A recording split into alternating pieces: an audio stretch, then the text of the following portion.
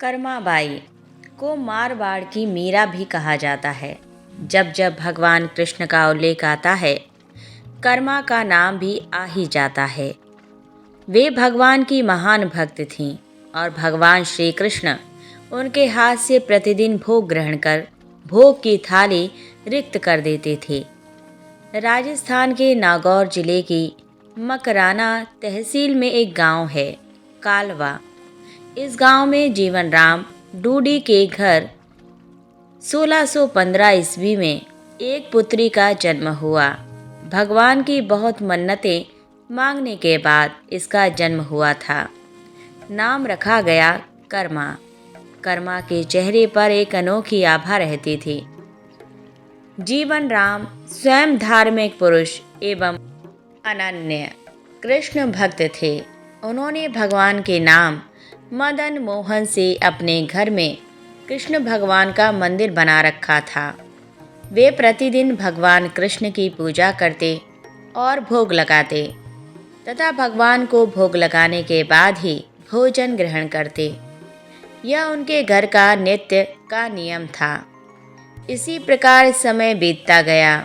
कर्माबाई प्रतिदिन अपने पिता को श्री कृष्ण भगवान की पूजा करते देखती, उनको भोग लगाते देखती। यही सब देखते सीखते कर्माबाई का बचपन बीत रहा था। अतः बचपन से ही उस नन्ही कर्मा में भक्ति भाव के संस्कार थे। इन्हीं संस्कारों के बीच पलते बढ़ते कर्मा 13 वर्ष की हो गई। एक बार जीवन राम को कार्तिक पूर्णिमा स्नान के लिए पुष्कर जाना था। उनकी पत्नी भी उनके साथ जा रही थीं। वे कर्मा को भी साथ ले जाना चाहते थे, लेकिन एक समस्या आ गई। उनकी अनुपस्थिति में भगवान को भोग कौन लगाता। इसीलिए उन्होंने कर्मा को यह जिम्मेदारी सौंपी और बोले, पुत्री, हम दोनों पुष्कर स्नान के लिए जा रहे हैं। तुम सुबह भगवान को भोग लगाना और उसके बाद ही भोजन करना। कर्मा ने यह जिम्मेदारी सहर्ष स्वीकार कर ली। माँ पिता के तीर्थ यात्रा के लिए जाने पर कर्मा ने सुबह स्नान आदि कर बाजरे का खिचड़ा बनाया और पूजा के लिए अपने घर में बने भगवान के मंदिर के समीप आ गईं। भोग की थाल भगवान के सामने रखकर हाथ जोड़कर बोली, हे प्रभु, भोग लगे तो भोग लगा हुआ है, आप भोग ग्रहण कर लेना, तब तक मैं घर के और काम कर लेती हूँ। इसके बाद वह काम में जुट गईं। बीच बीच में वह थाली देखने आती, लेकिन भगवान ने खिचड़ा नहीं खाया था। बहुत देर होने के बाद भी जब भगवान जी ने भोग ग्रहण नहीं किया तो उसे चिंता हुई कि क्या पता भगवान जी को खिचड़े में स्वाद न आ रहा हो, इसीलिए ग्रहण नहीं कर रहे। इसमें घी की या गुड़ की कमी रह गई क्या। फिर जाकर उसने और गुड़ व घी मिलाया और वहीं बैठ गई, लेकिन भगवान ने फिर भी भोग ग्रहण नहीं किया। तब मायूस होकर उसने कहा, हे प्रभु, आप भोग ग्रहण कर लीजिए। माँ बापू पुष्कर नहाने गए हैं। आपको भोग लगाने अभी कुछ दिन वो लोग नहीं आएंगे। आपको भोग लगाने की जिम्मेदारी मुझे दी गई है, इसीलिए आपके भोग लगाने के बाद ही मैं खाना खाऊंगी। परंतु भगवान जी ने फिर भी भोग ग्रहण करना शुरू नहीं किया।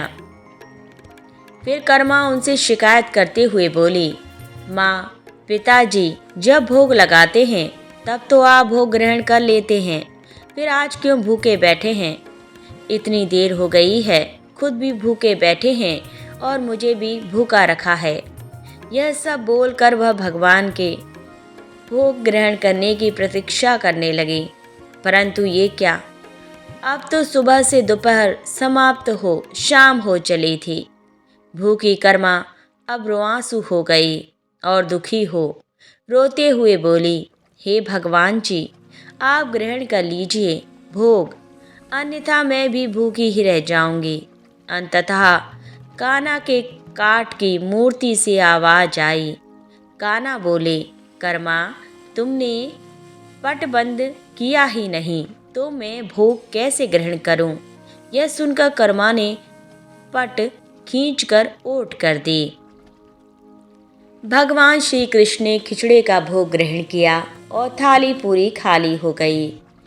कर्मा ने पलटकर देखा तो भोग की थाली में भोग नहीं बचा था।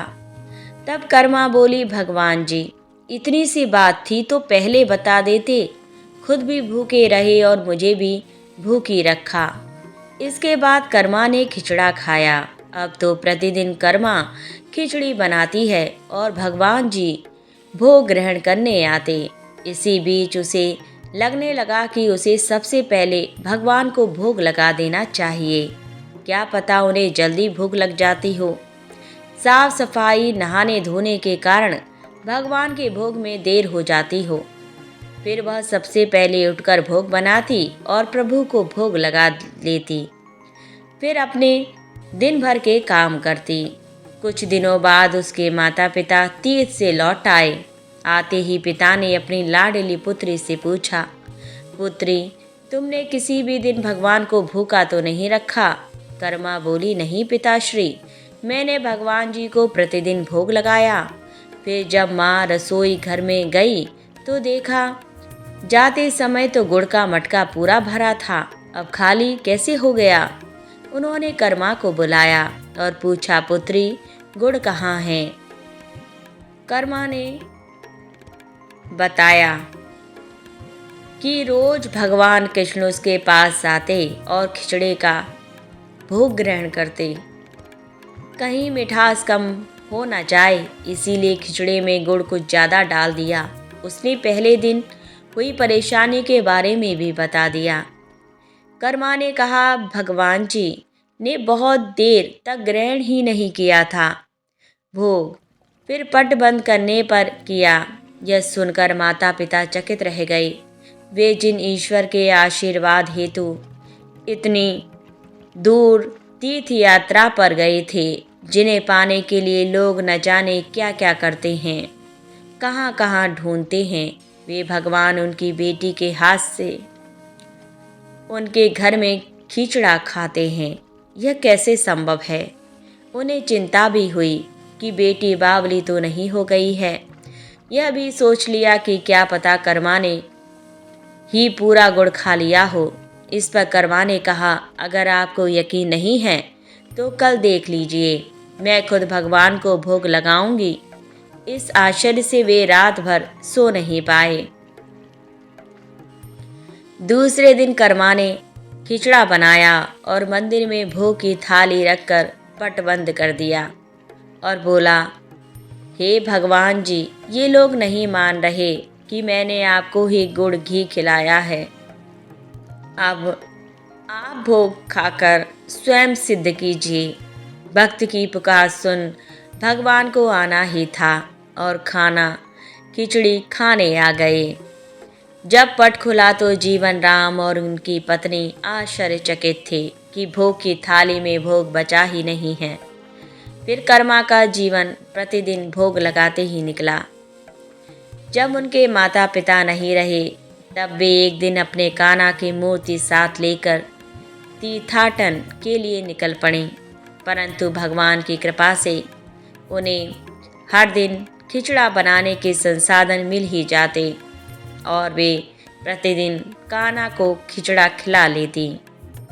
तीर्थाटन करती हुई देवी कर्मा भगवान जगन्नाथ की नगरी पहुंच गई और वहीं रहने का मन बना लिया। वहां भी रोज भगवान को खिचड़े का भोग लगाती और पट बंद कर देती। भगवान भी प्रतिदिन उनके भोग को ग्रहण करते।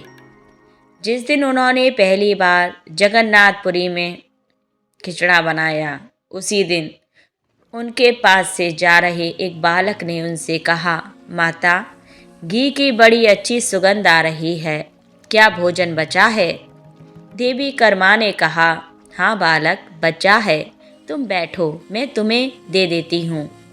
यह कहकर देवी कर्मा ने उस बालक के लिए भी खिचड़ा लगा दिया। बालक पूरे मन से स्वाद लेकर खा रहा था। देवी कर्मा को यह देखकर सुख की अनुभूति हो रही थी। उस बालक ने खाते खाते पूछा, माता, क्या मैं कल आऊँगा तो भी मुझे खिचड़ा खिलाओगी? यह सुनकर देवी कर्मा मुस्कुराई और बोली, हाँ पुत्र, तुम यदि प्रतिदिन आओगे तो मैं प्रतिदिन तुम्हें खिचड़ा खिलाऊंगी। तुम निसंकोच आना। यह सुनकर बालक प्रसन्न हुआ और प्रतिदिन देवी कर्मा के पास खिचड़ा खाने आया करता था। एक दिन जब वह बालक खाना खाकर जा ही रहा था, तभी उसने देखा कि एक साधु बाबा वहां आकर देवी कर्मा से कह रहे थे कि हे देवी, आप बहुत धार्मिक महिला हैं, भगवान को प्रतिदिन भोग लगाकर खाती हैं, परंतु इन सब के भी नियम होते हैं। आपको बिना नहाए ऐसा नहीं करना चाहिए।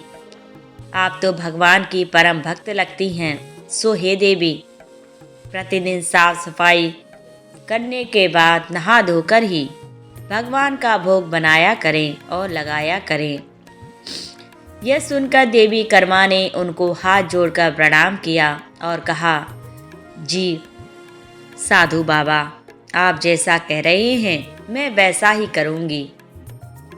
मैं इस बात से अनभिज्ञ थी। फिर साधु बाबा वहाँ से चले गए। अगले दिन से देवी कर्मा साफ सफाई कर नहा धोकर भोग बनाने लगी, परंतु अब भोग लगाने में देरी हो जाती और जब तक भोग नहीं लगता उस बालक को भी भोजन नहीं मिलता। बालक आकर माता से कहता, माता, देर हो रही है, भूख लगी है, भोजन दो। माता कहती, थोड़ी देर रुक जा लल्ला, मैं दे रही हूँ। बालक जल्दी जल्दी खाकर भाग जाता। कुछ दिन ऐसे बीते, परंतु यह कौन जानता था कि वह बालक साक्षात भगवान जगन्नाथ हैं, जो प्रतिदिन बालक का रूप धर कर्माबाई के हाथ से बना खिचड़ा खाने आते थे। इतने दिनों में जब जगन्नाथ मंदिर में भगवान का पट भोग के लिए खुलता तो भगवान के मुख पर खिचड़े का झूठन लगा होता।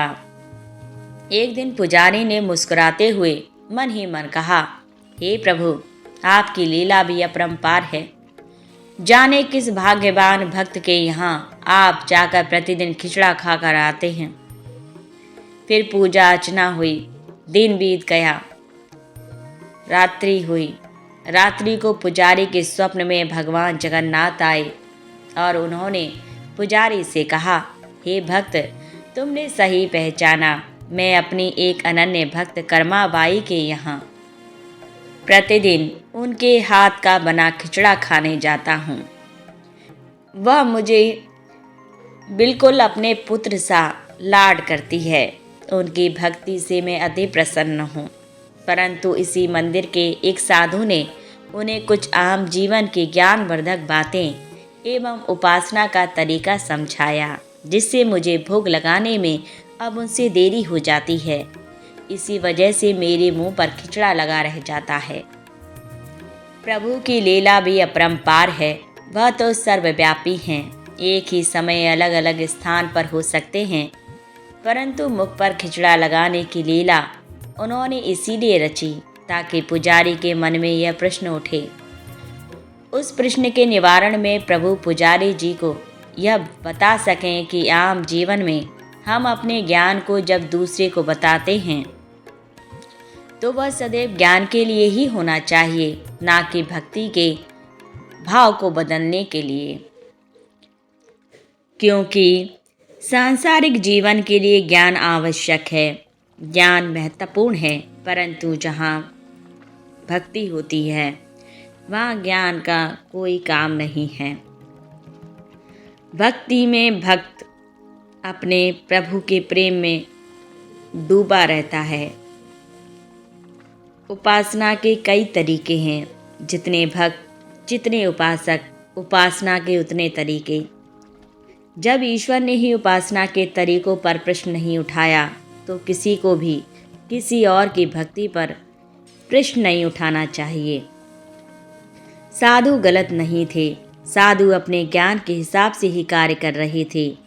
वह सही थे, परंतु उन्हें यह नहीं पता था कि जो महिला प्रभु को बिना नहाए खाना देती है, उसका भाव सिर्फ इतना था कि मेरे प्रभु को जल्दी खाना मिल जाए, वह भूखे ना रह जाएं।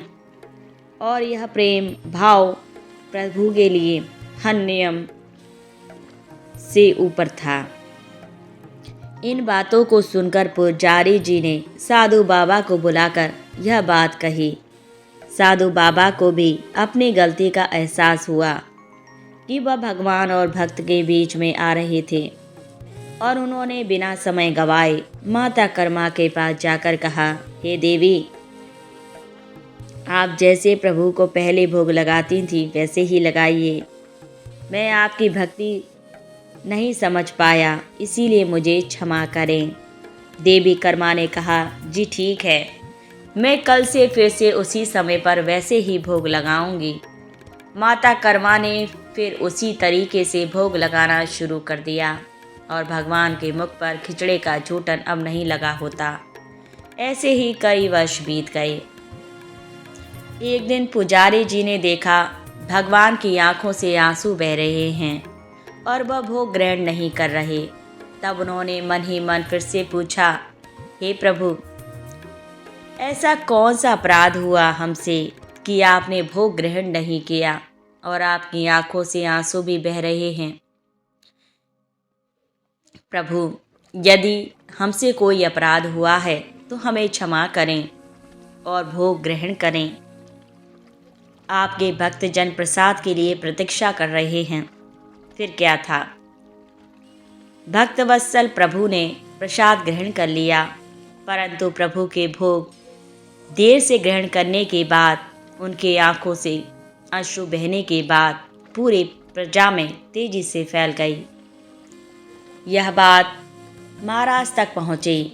महाराज अति शीघ्र मंदिर पहुँचे और वे पुजारी जी से विचार विमर्श करने लगे। फिर उन दोनों ने भगवान के पास हाथ जोड़कर विनती की कि प्रभु, कृपया हमें बताएं कि इस बात का क्या संदेश है। रात्रि पहर जब वह सो रहे थे तब भगवान राजा के सपने में आए और उन्होंने कहा कि मेरी एक अनन्य भक्त थी, कर्माबाई, जो प्रतिदिन मुझे खिचड़े का भोग लगाती थी और मैं प्रतिदिन उनके यहाँ बालक रूप में जाकर खाया करता था। परंतु आज उन्होंने अपने अंतिम श्वास लिए और मुझ में सदैव के लिए लीन हो गईं। अब मुझे बालक की तरह प्रेम कर कौन खिचड़ा खिलाएगा।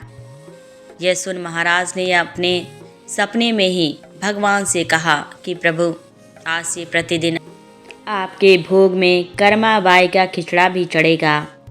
यही सपना उन्होंने अपने दरबार में सुनाया और उसी दिन से भगवान जगन्नाथ के भोग में कर्माबाई का खिचड़ा भी चढ़ने लगा। यह थी भक्त कर्माबाई की कथा और उनके खिचड़े से जुड़ी प्रभु की लीला।